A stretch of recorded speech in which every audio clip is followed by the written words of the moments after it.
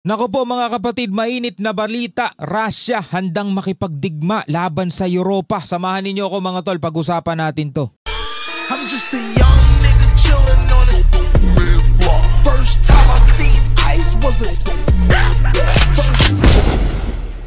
Alright mga kapatid, welcome ulit sa ating bagong video, reaction, review, commentary, opinion, criticism at kung ano-ano pa. Kung naalala ninyo mga tol, binigyan natin ng reaction video yung pahayag ni Trump na batay daw sa impression niya ni Putin, gusto na daw tapusin ang digmaan laban sa Ukraine. Pero ngayon mga kapatid, sa balitang ito mula rito sa Net25 News and Information, sabi rito, ayon kay Russian President Vladimir Putin, handa ang Moscow kung magsisimula ng giyera ang Europa.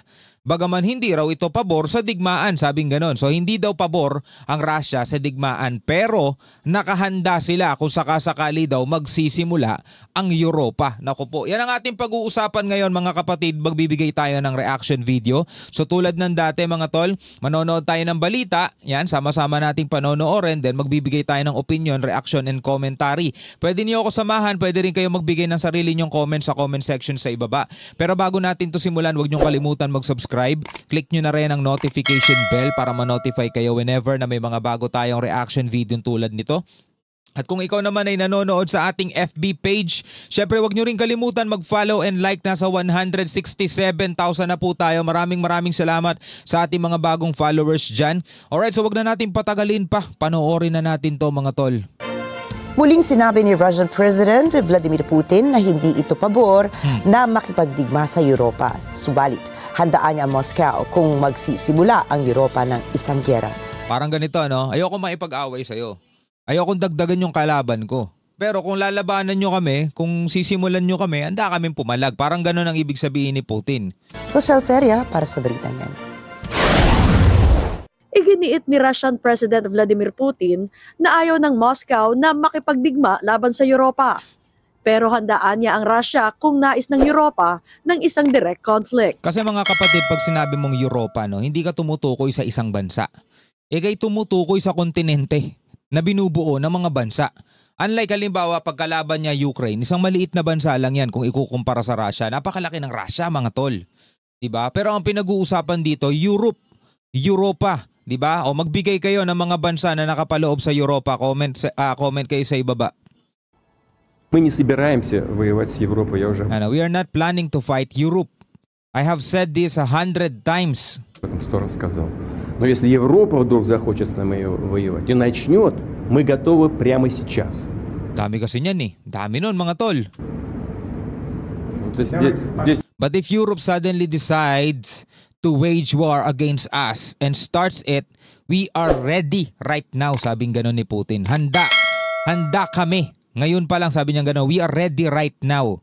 Kung sakasakali daw, suddenly decides to wage war against us, sabing gano'n, and starts it, kung sisimulan nila, nakahanda si Putin. No? Здесь не может быть никаких сомнений. Только вопрос в чем? Если Европа вдруг начнет с нами войну, мне кажется, что очень быстро. Это же не... There can be no doubt about that. Well, wala naman kasing leader magsasabing kung sisimulan nila kami, well, hindi kami handa. Time first muna. Diba? Wala naman ganun magsasabi. Laging siyempre sasabihin handa. Pero bagamat sabihin na nating handa talaga ang Russia mga tol, ito yung malaking magiging sakit ng ulo nila mga tol. Kasi biruin mo itong Ukraine, kung hindi ito sinusuportahan ng NATO, ng Amerika, ng Europa mga tol, matagal na tong natalo ng Russia. Kung kukumpara mo kasi yung laki ng Ukraine at saka laki ng Russia, sobrang napakalayo ang diferensya. Pero nagtagal ng 4 na taon na mga tol ang laban ng Ukraine at saka ng Russia dahil din sa suportang natatanggap ng Ukraine mga tol. Diba? Kahit papano nahihirapan ng Russia mga tol. Alam naman natin yun kahit papano nahihirapan sila. Ngayon kung magdadagdag sila ng hindi isa, 2, 3, napakaraming bansa kasi nga Europe yung pinag-uusapan dito, Europa, medyo alam na naman natin na dagdag problema yan sa kanila. Pero syempre, hindi sila pwedeng magpakita ng kahinaan. Mananatili yung nandudun nila na sasabihin nilang, handa kami. Kung sisimulan ninyo, sabing ganon. Не Украина. С Украиной мы там The действуем. question is, if Europe starts a war with us, I believe that very quickly. Аккуратненько. Так? Чтобы Но believe that very quickly понятно, this is да? not Ukraine. Это With не Ukraine, we война act in a в прямом, surgical, careful современном way. смысле You этого understand, слова. right? Если Европа вдруг захочет начать с нами It is войну not war in the full и начнет modern sense ее, of the word. то Sabing ganon. If Europe chooses to start a war, the situation can very quickly reach a point where nagbibigay siya ng babala, mga tol. очень может быстро произойти ситуация, при которой нам не с кем There will be no one left for us to negotiate with. Sabing ganon. Sabi niya ganun, hindi to katulad ng gera sa Ukraine. Kasi yung Ukraine, mga tol, kahit paano daw, yung nagdadahan-dahan pa sila, nag-iingat pa. Pero kung etong Europa na mismo, mga tol, ang makikipaglaban sa kanila, ibang ano na to? Ibang level na to. будет договариваться.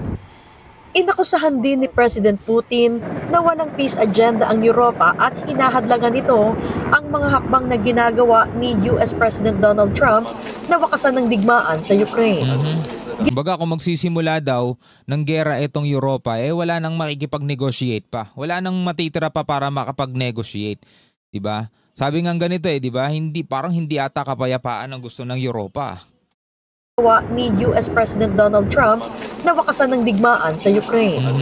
Ginagawaan niya ito ng Europa sa pamamagitan ng pagmumungkahi na alam naman nilang hindi katanggap-tanggap para sa Moscow at pagkatapos ay aakusahan niya ng Europa na Russia ang may ayaw ng kapayapaan. Третье. They have no peace agenda. They are on the side of war. У них нет мирной повестки. Они же на стороне Even when they войны. claim to introduce changes to Trump's И proposal, даже тогда, когда они пытаются якобы внести какие-то изменения в предложение Трампа, мы же we это can clearly see отчетливо all these видим. changes are Все aimed at эти one thing, to изменения block the направлены entire peace только на process. одно. Ooh. На то, чтобы вообще They put forward заблокировать demands that are absolutely unacceptable for Russia. And they know it. весь этот мирный процесс. Выдвинуть такие требования, которые для России являются абсолютно неприемлемыми, они это понимают, и тем самым The свалить goal is to later blame Russia for the end of the peace process. потом на Россию сворачивание этого мирного процесса. So yun nga yung sinabi ni Putin, mga kapatid, no? Etong Europe daw, etong Europa ay hindi daw nandoon sa peace side. Ibig sabihin ayaw daw ng kapayapaan at ang gusto daw ng Europa is magkaroon talaga ng labanan. Na para mga hinahadlangan pa nila etong peace process na itinataguyod ni Trump. Sabing gano'n ni Putin, di ba? Alam naman ng Europa di ba? Na maglalagay sila ng mga demand na hindi naman papayag dyan ng Russia. Alam nila yon na kung ano yung mga bagay na ayaw ng Russia, pero yun yung ipupush nilang mga demand. Diba? Tapos bandang huli, sisisihin daw nila yung Russia na ayaw sa kapayapaan.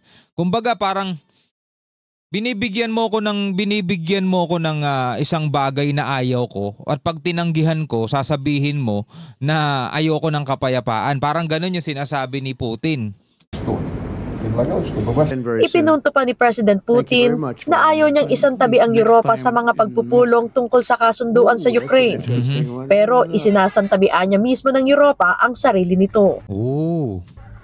Depensa pa ng Russian leader, mayroon anyang malapit na ugnayan ang Europa sa kanila, ngunit biglaan niya itong pinutol ng Europa. Европейцы не молчат. Europeans are not silent. They are upset about being sidelined from the talks on Ukraine peace deal. Они обижаются, что их как бы... But I want to note that nobody sidelined them. They sidelined themselves. Отстранили от ведения переговоров, но хочу отметить, что их никто не отстранял. Они сами отстранились. Они же какое-то время, у нас был с ними тесный контакт, потом они резко оборвали контакты с Россией. Это была их инициатива. Почему они это сделали? Потому что они взяли на вооружение тезис нанесения России стратегического поражения и живут до сих пор, судя по всему, в этих иллюзиях. Gayunman ay niliwanag ni President Putin na bukas pa rin ang Russia na makipag-usap sa Europa kung nais na nitong bumalik sa realidad ng sitwasyon. Rosel Feria pa. Alam niyo mga kapatid, no, sa nangyayaring mga kaguluhan sa ating daigdig, 'di ba? Alam naman natin 'di ba? Lagi natin na pag-uusapan 'to. Kung ang pagbabasehan natin mga tol, yung mga propesiya, mga hula sa Bible, 'di ba? Yung iba natatawa sa word na hula pero yun kasi yung ginagamit na term kapag sinasabi sa Bible yung mga mangyayari sa hinaharap. Hula, 'di ba? Propesya, gustong tawagin ng iba, pwede rin. Pero nakasulat na kasi yan dati pa. Kaya hindi na tayo dapat magulat pa kung nagkakaroon ng mga kahirapan, paglindol, epidemya, mga digmaan, di ba? Pero syempre mga kapatid, bilang tao, ayaw natin ng mga ganitong kaguluhan. Ayaw natin mga tol, lalo na kung madadagdagan na naman yan ng isang mas malaki. Sabi ko nga di ba? Etong Europa ay hindi yan isang bansa lang. Ito isang kontinente mga tol na maraming bansa. So maraming puwersa yan. Kung yan ang makakalaban ng Ukraine, ng Russia rather, di ba? Talagang masasabi nating medyo malaking yan. Hindi pala medyo, malaki talaga mga kapatid ang magiging impact niyan sa ating daigdig. Ikaw bilang isang tao, bilang isang Pilipino, ano ang iyong masasabi tungkol dyan? Kahit si Putin, sinasabi niya, hindi siya pabor kung lalabanan nila o maikipagdigma sila rito sa Europa. Pero handa ang kanilang bansa. Siyempre, hindi naman sila pwede basta-basta magpatalo. Sabihin, ayaw namin, laki-laki nyo Diba, takot kami sa inyo. Hindi nila pwede sabihin yun. Diba? So ikaw, bilang isang Pilipino, bilang isang tao, anong iyong masasabi dyan? Comment ka na lamang sa ibaba. Hanggang sa muli, ako nga pala si Shobal D. Peace out.